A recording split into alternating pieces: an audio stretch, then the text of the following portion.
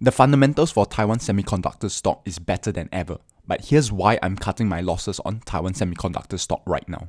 If you are new to this channel, my name is Linus, and in this channel I share all things related to the stock market, so both investing and trading. If you want more videos such as this, make sure you subscribe to my channel because each week I release 2 new videos about investing, trading, and the stock market. I did a video about Taiwan Semiconductor stock back in November of last year, and in that video I shared some of the fundamental reasons and the technical reasons of why I'm looking to buy Taiwan Semiconductor stock at that time. If we take a look at the price chart, back then Taiwan Semiconductor stock was around this area over here where I did my previous video. And in that video, I shared that if Taiwan Semiconductor stock displays certain characteristics on the price chart, then I'll look to buy and add my positions in Taiwan Semiconductor stock. When it comes to the stock market, we don't just want to take a look at the fundamentals of a company. A good company doesn't make a good stock in the stock market. So you always want to have the technical price action of the stock confirming your fundamentals. And if we take a look at Taiwan Semiconductor stock fundamentals, you see that in the most recent quarter, which is January 2022, Taiwan Semiconductor stock increased both its earnings per share and sales year over year and quarter over quarter. So its performance in the latest quarter in January 2022 was excellent. And if you take a look at the price action of the stock just before the earnings was released, you see that the price action of the stock has been forming quite constructively.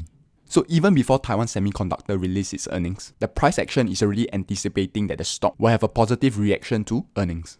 And it did happen. If you take a look at earnings day over here, prices for that day gap up by more than 2%.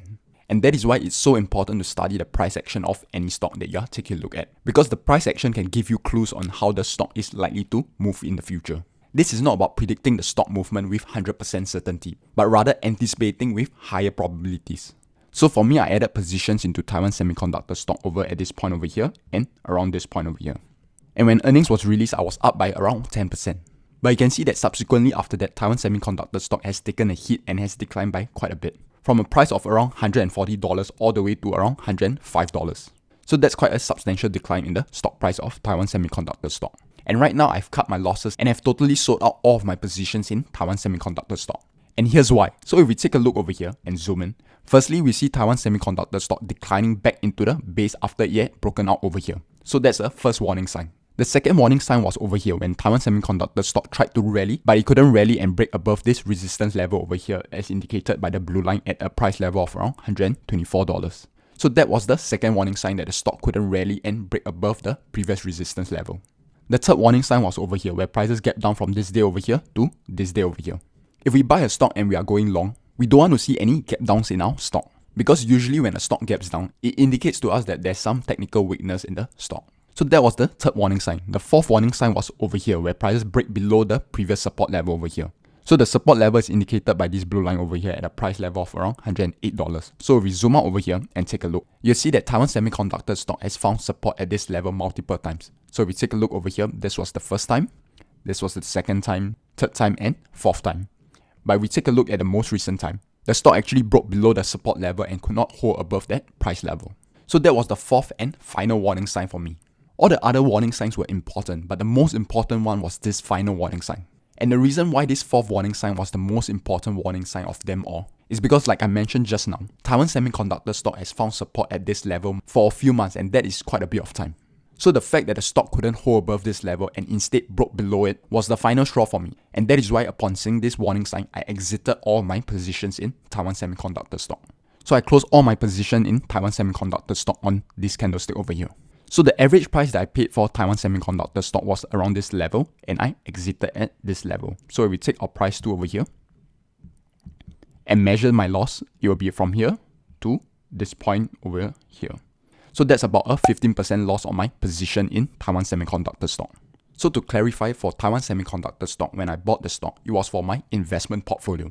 So when it comes to investments, I tend to give stocks in my investment portfolio more room for error. And that is why over here you see that my loss for Taiwan Semiconductor stock was around 15% instead of the maximum that I usually allow, which is 10%.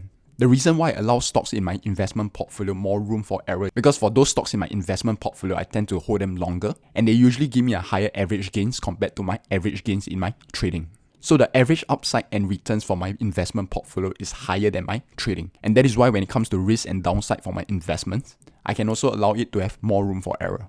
But with that said, for stocks in my investment portfolio, I will still not be willing to tolerate large losses, such as 50% loss and so on. Now some of you might say, Linus, but what if after you sell Taiwan Semiconductor stock, the stock takes off from there?